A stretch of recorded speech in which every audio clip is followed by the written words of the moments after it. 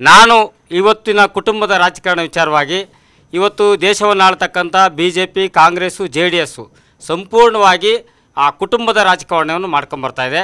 ಇವತ್ತು ಬಾಬಾ ಸಾಹೇಬ್ ಅಂಬೇಡ್ಕರ್ ಅವರು ಪ್ರತಿಯೊಬ್ಬರಿಗೂ ಮತದಾನವನ್ನು ಕೊಟ್ಟಂಥ ಸಂದರ್ಭದಲ್ಲಿ ಏನಂತ ಹೇಳಿದ್ರೆ, ಈ ಹಿಂದೆ ಯಾವುದೇ ರಾಜ್ಯವನ್ನು ದೇಶವನ್ನು ಆಳ್ತಕ್ಕಂಥವರು ರಾಣಿ ಹೊಟ್ಟೆಯಿಂದ ಹುಟ್ಟು ಬಂದರೆ ಅವನ ರಾಜ್ಯ ಆಗ್ತದೆ. ಆದರೆ ಇವತ್ತು ಮತದ ಬಾಕ್ಸಲ್ಲಿ ಒಬ್ಬ ರಾಜ್ಯ ಹುಟ್ಟು ಬರ್ತಾ ಇದ್ದಾನೆ. ಹಾಗಾಗಿ ಪ್ರತಿಯೊಬ್ಬರು ಕೂಡ ಇವನ್ನು ರಾಜ್ಯವನ್ನು ಆಳ್ತಾರೆ ಅಂತ ಅವ್ರು ಕನಸ್ಕೊಂಡಿದ್ರು. ಈ ಮೂರು ಪಕ್ಷಗಳು ವಂಶಾಡಳಿತವನ್ನು ನಡೆಸ್ಕೊಂಡ್ ಬರ್ತದೆ.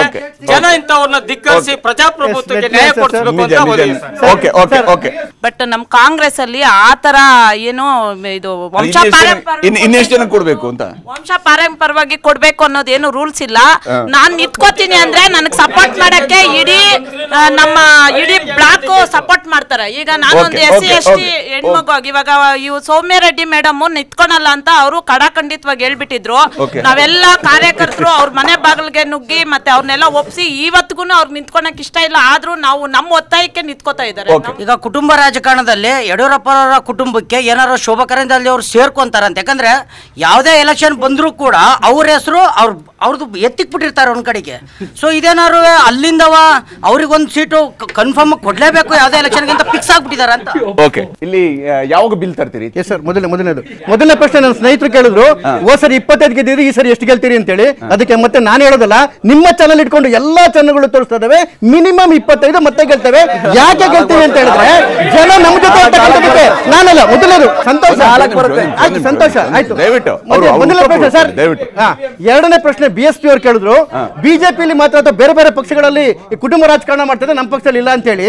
ಮೊನ್ನೆ 2023 ಜನವರಿ 19ನೇ ತಾರೀಕು ಮಾಯಾವತಿ ಅವರು ಅನೌನ್ಸ್ ಮಾಡಿದ್ರು, ಅವರ ನೆಫ್ಯೂ ಆಕಾಶ್ ಆನಂದ್ ನನ್ನ ಉತ್ತರಾಧಿಕಾರಿ ಅಂತೇಳಿ, ಅವರ ಭತೀಜನ ಉತ್ತರಾಧಿಕಾರಿ ಅಂತ ಘೋಷಣೆ ಮಾಡಿದ್ರು ಮಾಯಾವತಿ ಅವರು. ಮೂರನೇ ಪ್ರಶ್ನೆ, ಬಿಲ್ ಯಾವಾಗ ತಗೊಂಡ್ಬರ್ತೀರಾ ಅಂತೇಳಿ. ಪ್ರಜಾಪ್ರಭುತ್ವದಲ್ಲಿ ಈ ರೀತಿ ಬಿಲ್ಲು ತರಕ್ಕೆ ಸಾಧ್ಯವೇ ಇಲ್ಲ. ಪ್ರಜಾಪ್ರಭುತ್ವದಲ್ಲಿ ಪ್ರತಿಯೊಬ್ಬನು ಪ್ರಜೆ. ಹಾಗಾಗಿ ಆತರ ಏನು ಬಿಲ್ ಬರುತ್ತೆ ಅಂದ್ರೆ ಬಹಳ ಖುಷಿ ಆಗುತ್ತೆ. ಹಾಗಾಗಿ ಆತರ ಏನಾದ್ರು ಬಿಲ್ ಬರ್ತಕ್ಕಂಥ ಪ್ರಾವಿಷನ್ ಮುಂದೆ ಏನೋ ಬಂತು ಅಂದ್ರೆ ಅತ್ಯಂತ ಹೆಚ್ಚು ಖುಷಿ ಪಡ್ತಕ್ಕಂಥ ನಾನೇ. ಮೂರನೇದು. ನಾಲ್ಕನೇದು, ಶೋಭಾ ಕರಂದ್ಲಾಜೆ ಅವ್ರ ಬಗ್ಗೆ ಏನಾದ್ರೂ ಯಾರಾದ್ರೂ ಈ ಮಠದಲ್ಲಿ ಮಾತಾಡಿದ್ರೆ ನಿಜವಾಗ್ಲೂ ಖಂಡಿಸಬೇಕಾಗುತ್ತೆ. ಯಾಕೆಂತ ಹೇಳಿದ್ರೆ ಶೋಭಾ ಕರಂದ್ಲಾಜೆ ಅವರು ಯಾವುದು ಫ್ಯಾಮಿಲಿ ಬ್ಯಾಕ್ ಇಟ್ಕೊಂಡು ಬಂದವರಲ್ಲ, ತಳಮಟ್ಟದ ಕಾರ್ಯಕರ್ತೆಯಾಗಿ ಅವರು ಫುಲ್ ಟೈಮ್ ವರ್ಕರ್ ಆಗಿ ಬಿಜೆಪಿಗೆ ಜೀವ ತೆಗೆದುಬಿಟ್ಟು ಇವತ್ತು ಆ ಸ್ಥಾನವನ್ನು ಅಲಂಕರಿಸಿರ್ತಕ್ಕಂಥವ್ರು. ಅವರ ಬಗ್ಗೆ ನಮ್ಗೆ ಅತಿಯಾದ ಗೌರವ ಇದೆ. ಅವರು ಏನಾದರೂ ಸ್ಥಾನಗಳನ್ನ ಗಳಿಸ್ತಾ ಇದ್ದಾರೆ ಅಂತ ಹೇಳಿದ್ರೆ ಅವರ ಅರ್ಹತೆ ಆಧಾರದ ಮೇಲೆ ಒಬ್ಬ ಮಹಿಳೆಯ ವಿಚಾರದಲ್ಲಿ ಮಾತಾಡ್ಬೇಕಾದ್ರೆ ಸ್ವಲ್ಪ ಗೌರವವನ್ನು ಇಟ್ಕೊಂಡು ಮಾತಾಡಬೇಕಾಗುತ್ತೆ. ಈಗ ಕುಟುಂಬ ರಾಜಕಾರಣದಲ್ಲಿ ನೋಡ್ರಿ, ಕೇಳಿಸ್ಕೊಳ್ಳಿ. ಕುಟುಂಬ ರಾಜಕಾರಣದ್ದು ಹಿಂದೆನೂ ಇತ್ತು, ಇವತ್ತು ಇದೆ, ಮುಂದೆನೂ ಇರುತ್ತೆ. ಆದ್ರೆ ಎಲ್ಲಿಯವರೆಗೆ ಸಾಮಾನ್ಯ ಪ್ರಜೆ ಕೂಡ ರಾಜಕೀಯದಲ್ಲಿ ಆಸಕ್ತಿ ತೆಗೆದುಕೊಂಡು ಕಾರ್ಯಕರ್ತನಾಗಿ ಸಕ್ರಿಯವಾಗಿ ತೊಡ್ಕೊಂಡು ತಮ್ಮ ಒಂದು ಕೆಪಾಸಿಟಿಯನ್ನ ಸಾಮರ್ಥ್ಯವನ್ನು ಬೆಳೆಸ್ಕೊಂಡು ಮುನ್ನೆ ನುಗ್ತಾನೋ ಅವಾಗ ಅವ್ರಿಗೂ ಅವಕಾಶ ಬರುತ್ತೆ. ಈಗ ಡೆಲ್ಲಿನಲ್ಲಿ ಅರವಿಂದ್ ಕೇಜ್ರಿವಾಲ್ ಹೆಂಗ್ ಬಂದ್ರು? Arvind Kejriwal India against movement ಮಾಡಿ ಮೋದಿ ಅವರು ನಮ್ಮ ಸರ್ಕಾರದ ವಿರುದ್ಧ, ಮನಮೋಹನ್ ಸಿಂಗ್ ಸರ್ಕಾರದ ವಿರುದ್ಧ ಹೋರಾಟ ಮಾಡೋದವರು. ಅದಕ್ಕೆ ಇವತ್ತು ಅವರು ತಗೊಂಡು ಜೈಲ್ಗೆ ಹಾಕ್ಬಿಟ್ರು. ಯಾಕಂದ್ರೆ ಬಿಜೆಪಿಗೆ ಭಯ. ಯಾಕಂದ್ರೆ ಸಾವಿರಾರು ಕೋಟಿ ಎಲೆಕ್ಷನ್ ಬಾಂಡ್ ಹಗರಣ ಮಾಡಿರೋ ಮೋದಿ ತಗೊಂಡು ಜೈಲ್ಗೆ ಹಾಕ್ಬೇಕು. ಆಕ್ಚುಲಿ ಸಾವಿರಾರು ಕೋಟಿ ಎಲೆಕ್ಷನ್ ಬಾಂಡ್ ಹಗರಣ ಮಾಡಿದ್ರಲ್ಲ ಮೋದಿ, ಅವರು ತಗೊಂಡು ಜೈಲ್ಗೆ ಹಾಕ್ಬೇಕು. ಅದು ಬಿಟ್ಬಿಟ್ಟು ಕೇಜ್ರಿವಾಲ್ ಸರ್, ಪಾಯಿಂಟ್ ನಂಬರ್ 1 ಮೊದಲನೇದಾಗಿ ನನ್ನ ಕಾಂಗ್ರೆಸ್ ವಕ್ತಾರರಿಗೆ ಅಭಿನಂದನೆ ಸಲ್ಲಿಸ್ತೀನಿ. ಕುಟುಂಬ ರಾಜಕಾರಣ ಇತ್ತು, ಮುಂದೆ ಇರುತ್ತೆ ಅಂತ ಒಪ್ಕೊಂಡ್ರಲ್ಲ, ಅದಕ್ಕೆ ನಾವು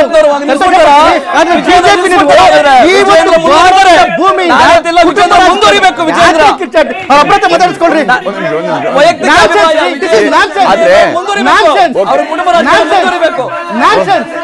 ಒಂದ್ ನಿಮಿಷ ಹೇಳಿ. ಹಾಗಾಗಿ ಭಾರತೀಯ ಜನತಾ ಪಕ್ಷದ ಮೇನ್ ಅಜೆಂಡವೇ ಈ ಭಾರತದ ಭೂಮಿಯಿಂದ ನಾವು ರಾಜಕಾರಣದಿಂದ ಕುಟುಂಬ ರಾಜಕಾರಣ ತೆಗೆದಾಕ್ತೇವೆ. ಇದು ಮೊದಲನೇ ಪಾಯಿಂಟ್. ಎರಡನೇ ವಿಚಾರ ಎತ್ತಿದ್ರು, ಅವ್ರು ವಿಷಯಕ್ಕೆ ಇಲ್ಲಿಲ್ಲ ಅಂತ ತೆಗೆದ್ರು. ಚುನಾವಣೆ ಬಾಂಡ್ ತೆಗೆದ್ರು. ಚುನಾವಣೆ ಬಾಂಡ್ ಅಲ್ಲಿ ಎರಡನೇ ಅತಿ ಹೆಚ್ಚು ದುಡ್ಡು ತಗೊಂಡ್ರೆ ಕಾಂಗ್ರೆಸ್ ಅವರು. ಇದು ಕಾಂಗ್ರೆಸ್ಸು ಸತ್ತೋಗಿದೆ ಅಂತ ಅಂದರು ನಮ್ಮ BJP ಅವರು. ಆಯಿತು, ಸತ್ತೋಗಿದೆ. ನೀವು ಮೋದಿನ ಪಕ್ಕಕ್ಕೆ ಇಟ್ಬಿಟ್ರೆ ನೀವು ಸತ್ತೆಣ ಇದ್ದಂಗೆ. ಹೌದು ಸರ್, ಯಾವತ್ತು ಯಾವಾಗ ನೆಹರು ಇಂದ ಹಿಡಿದು ಇವಾಗ ಪ್ರಿಯಾಂಕಾ ಗಾಂಧಿ, ರಾಹುಲ್ ಗಾಂಧಿವರೆಗೂ ಯಾರೂ ಯಾವ ಸಮರ್ಥನೆ ಇದು? ಸರ್ ಹೌದಾ? ಇವಾಗ ಇದುವರೆಗೂ ಹಸ್ತಕ್ಕೆ ಮತ್ತೆ ದೇಶಕ್ಕೆ ಹಿತ ಅಂತ ಬಂದ್ರೆ ಹೊರ್ತು ರಾಹುಲ್ ಗಾಂಧಿ ನೋಡಿ ನೆಹರೂನ್ ಗೋಡಿ ಅಂತ ಯಾವತ್ತೂ ಓಟ್ ಕೇಳಲಿಲ್ಲ ಅವರು. ನನ್ನ ಕಾಂಗ್ರೆಸ್ ಸ್ನೇಹಿತರಿಗೆ ಉತ್ತರ ಕೊಡಕ್ಕೆ ಇಷ್ಟಪಡ್ತೀನಿ. ನನ್ನ ಬಾಯಲ್ಲಾಗ್ಲಿ ಯಾರೇ ಬಾಯಲ್ಲಾಗ್ಲಿ ಆ ತರದಲ್ಲಿ ಕಾಂಗ್ರೆಸ್ ಹಾಳಾಗೋಗಿ ಅಂತಕ್ಕಂಥ ಮಾತೇ ಇಲ್ಲ. ಒಂದು ಪಕ್ಷವಾಗಿ ನಾವು ಅವ್ರಿಗೆ ಗೌರವ ಕೊಡ್ತೇವೆ, ಎಲ್ಲ ಪಕ್ಷಗಳಿಗೂ ನಾವು ಗೌರವ ಕೊಡ್ತೇವೆ. ಮೊದಲನೇ ಪಾಯಿಂಟ್. ಎರಡನೇ ಪಾಯಿಂಟ್, ಮೋದಿ ಅವರು ಇಲ್ದಿದ್ರೆ ನೋಡಿ, ಮೋದಿ ಅವರಂತಹ ಒಬ್ಬ ಅಪ್ಪಟ ರಾಜಕಾರಣಿ, ದೇಶಭಕ್ತಿ ರಾಜಕಾರಣಿನ ಹುಟ್ಟಾಗ್ತಲ್ಲ ಬಿಜೆಪಿ, ಅದಕ್ಕೆ ನಮ್ಮ ಬಗ್ಗೆ ಹೆಮ್ಮೆ ಇದೆ. ಮೋದಿ ಅವರಿಗೆ ಮುಂಚೆನೂ ಕೂಡ ವಾಜಪೇಯಿ ಅವರಿದ್ರು, ಅಡ್ವಾಣಿ ಅವರಿದ್ರು, ಮುಂದೆನೂ ಯೋಗಿ ಇದ್ದಾರೆ, ಅಮಿತ್ ಶಾ ಇದ್ದಾರೆ, ಇಂತೆಂತ ದೊಡ್ಡ ದೊಡ್ಡ ನಾಯಕರುಗಳಿದ್ದಾರೆ. ಮೋದಿ ಅವರು ಇದಕ್ಕೆ ನಮ್ಗೆ ಹೆಮ್ಮೆ ಅನ್ಸುತ್ತೆ. ನಮ್ಮ ಹತ್ರ ಮೋದಿ ಇದ್ದಾರೆ, ನಿಮ್ಮ ಹತ್ರ ಯಾರಿದ್ದಾರೆ? ಒಂದು ತಪ್ಪು ತಪ್ಪುನ ನಮ್ಮ ಹತ್ರ ಮೋದಿ ಇದ್ದಾರೆ, ನಿಮ್ಮ ಹತ್ರ ಯಾರಿದ್ದಾರೆ? ತಪ್ಪು. ಮೋದಿ ಅವ್ರನ್ನ ಪಕ್ಕಕ್ಕೆ ಮಾಡಿದ್ರೆ ಪಕ್ಕಕ್ಕೆ ಮಾಡ್ತಕ್ಕಂಥ ತಾಕತ್ ಯಾರಿಗೂ ಇಲ್ಲ. ತಾಕತ್ತು, ಶಕ್ತಿ, ಗುರು ಮೋದಿ ಅವ್ರನ್ನ ಪಕ್ಕಕ್ಕೆ ಮಾಡಿದ್ರೆ ಬಿಜೆಪಿ ಸತ್ತ ಎಣ ಅಂದ್ರಲ್ಲ, ಹಂಗ ಅನ್ಬಾರ್ದು. ಯಾವ ರಾಜಕೀಯ ಪಕ್ಷಗಳು ಸತ್ತ ಎಣ ಆಗೋದ ಅಗತ್ಯ ಇಲ್ಲ. ಯಾಕಂದ್ರೆ ಒಂದು ದೇಶ ಜೀವಂತವಾಗಿದೆ, ಪ್ರಜಾಪ್ರಭುತ್ವ ಜೀವಂತವಾಗಿದೆ, ಇಲ್ಲಿ ಪೈಪೋಟಿಗಳಿರ್ತವೆ, ಸೈದ್ಧಾಂತಿಕ ಭಿನ್ನಾಭಿಪ್ರಾಯಗಳಿರ್ತವೆ. ಎಲ್ಲರ ಗುರಿ ಏನ್ ಗೊತ್ತಾ? ದೇಶಾಭಿವೃದ್ಧಿ ಅಂತಾನೆ ಇರ್ತದೆ. ಹಂಗಿರ್ಬೇಕಾದ್ರೆ ಯಾವ ಸತ್ತ ಏನೋ ಆಗ್ಬೇಕಾಗಿಲ್ಲ. ಆದ್ರೆ 2 ತಿಂಗಳು ಟಿವಿಯಿಂದ ಮೋದಿ ತೋರ್ಸೋದು ನಿಲ್ಸ್ಬಿಡ್ಲಿ. ಮೋದಿ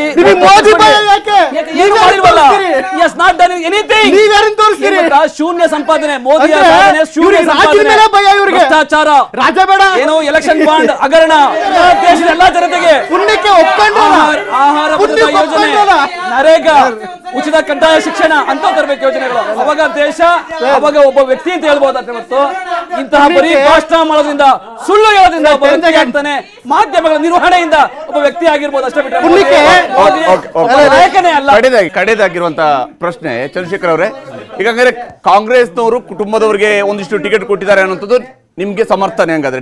ನಿಮ್ಮ ಪಾಲ್ನಲ್ಲಿ ಕೊಟ್ಟಿರುವಂತಹ ಟಿಕೆಟ್ಗಳು ಅದೇನೂ ಅಲ್ವೇ ಅಲ್ಲ, ಗೌಣ, ಕಂಪ್ಲೀಟ್ ಆಗಿ ಯಾವುದೇ ಏನು ಕುಟುಂಬ ರಾಜಕಾರಣವೇ ಅಲ್ಲ, ಬಹಳ ಕಾರ್ಯಕರ್ತರಿಗೆ ಮಾತ್ರ ನೀವು ಹಂಗಾದ್ರೆ ಕೆಲಸ ಏನು ಟಿಕೆಟ್ ಕೊಟ್ಟಿದ್ದೀರಿ ಅನ್ನೋಂಥದ್ದು ನಿಮ್ಮ ಸಮರ್ಥನೆ ಹಂಗಾದ್ರೆ? ಕ್ಷೇತ್ರಗಳ ವಿಚಾರ ಮಾತವೇ ಆಡ್ತಿಲ್ಲ. ಇಡೀ ಪಕ್ಷ ಒಂದು ಕುಟುಂಬಕ್ಕೆ ನೇತಿ ಬಿದ್ದಿದೆಯಲ್ಲ, ಇದು ಭಾರತದ ಪ್ರಜಾಪ್ರಭುತ್ವಕ್ಕೆ ಮಾರಕ. Okay, last point. ತಮ್ಮ ಹತ್ರ ಬಿಜೆಪಿ ಅವರು ಒಂದಷ್ಟು ಜನಕ್ಕೆ ಕುಟುಂಬದವರು ಕೊಟ್ಟಿದ್ದಾರೆ ಅಂತ ಹೇಳಿದ ಕಾರಣಕ್ಕಾಗಿ ನಮ್ ದಾರಿಲಿ ಅವರು ಬರ್ತಿದ್ದಾರೆ, ಖುಷಿ ಪಡ್ತಿದ್ದೀರಾ ಹೆಂಗೆ ಅಂತ? ನೋಡಿ, ನಾವು ಅದ್ರ ಬಗ್ಗೆ ಟೀಕೆನೇ ಇಲ್ಲ.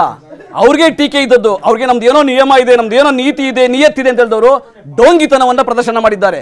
ಆ ತರ ನೀತಿಗಳು ನಿಯಮಗಳಿದ್ರೆ ಎಲ್ಲರಿಗೂ ಪಾಲನೆ ಆಗ್ಬೇಕು. ಬಿಜೆಪಿನಲ್ಲಿ ಒಬ್ರಿಗೊಂದು ಯಾರಿಗೆ ಶಕ್ತಿಶಾಲಿ ಇದ್ದಾರೆ ಅವರು ಮಿಕ್ಕಿದವರೆಲ್ಲರೂ ಮಾಡಿದ್ದಾರೆ. ಧನ್ಯವಾದ ತಮ್ಗಿಬ್ರು ಕೂಡ ಕಾರ್ಯಕ್ರಮದಲ್ಲಿ ಜಾಯ್ನ್ ಆಗಿ ತಮ್ಮ ಅಭಿಪ್ರಾಯವನ್ನು ಶೇರ್ ಮಾಡ್ಕೊಳ್ಳೋದಕ್ಕಾಗಿ ತಮ್ಗೆಲ್ಲರೂ ಕೂಡ ಧನ್ಯವಾದ. ಕಾರ್ಯಕ್ರಮದಲ್ಲಿ ಜಾಯ್ನ್ ಆಗಿದ್ದಕ್ಕಾಗಿ, ನಿಮ್ಮ ಅಭಿಪ್ರಾಯವನ್ನ ಶೇರ್ ಮಾಡ್ಕೊಳ್ಳೋದಕ್ಕೆ, ಸಾಕಷ್ಟು ಜೋಶಲ್ಲಿ ಮಾತನಾಡೋದಕ್ಕಾಗಿ. ಇದು ಒಟ್ಟಾರೆಯಾಗಿ ಕುಟುಂಬ ರಾಜಕಾರಣವನ್ನ ಸಮರ್ಥನೆ ಮಾಡಿಕೊಳ್ಳುವಂತಹ ಪ್ರಕ್ರಿಯೆ ನಾನಾ ಸ್ವರೂಪಗಳಲ್ಲಿ ಸಾಕ್ತಾನೆ ಇರುತ್ತೆ. ಆದರೆ ಕುಟುಂಬ ರಾಜಕಾರಣದ ವಿಚಾರವನ್ನು ನಿಜಕ್ಕೂ ಕೂಡ ಪ್ರಶ್ನಿಸಬೇಕಾಗಿರುವಂಥದ್ದು ಸಾಮಾನ್ಯ ಮತದಾರ. ಯಾವಾಗ ಸಾಮಾನ್ಯ ಮತದಾರ ಜಾಗೃತ ಆಗ್ತಾ ಹೋಗ್ತಾನೋ ಆವಾಗ ಈಗ ಕೊಡ್ತಾರಲ್ಲ ಕಾರಣಗಳು, ಗೆಲ್ಲುವ ಮಾನದಂಡ, ಜಾತಿ, ಹಣ, ಅಧಿಕಾರ, ಇವೆಲ್ಲವನ್ನು ಕೂಡ ಪಕ್ಕಕ್ಕಿಟ್ಟು ನಿಜವಾದಂತಹ ಕೆಲಸಗಾರರನ್ನು ಹುಡುಕುವ ಪ್ರಯತ್ನವನ್ನು ರಾಜಕೀಯ ಪಕ್ಷಗಳು ಕೂಡ ಮಾಡಲೇಬೇಕಾಗತ್ತೆ. ಆ ಜವಾಬ್ದಾರಿಯನ್ನು ರಾಜಕೀಯ ಪಕ್ಷಗಳಿಗೆ ಮಾಡಿಸಬೇಕಾಗಿರುವಂಥ ಜವಾಬ್ದಾರಿ ಇರುವಂಥದ್ದು ಸಾಮಾನ್ಯ ಜನರ ಕೈಯಲ್ಲಿ. ನಮಸ್ಕಾರ.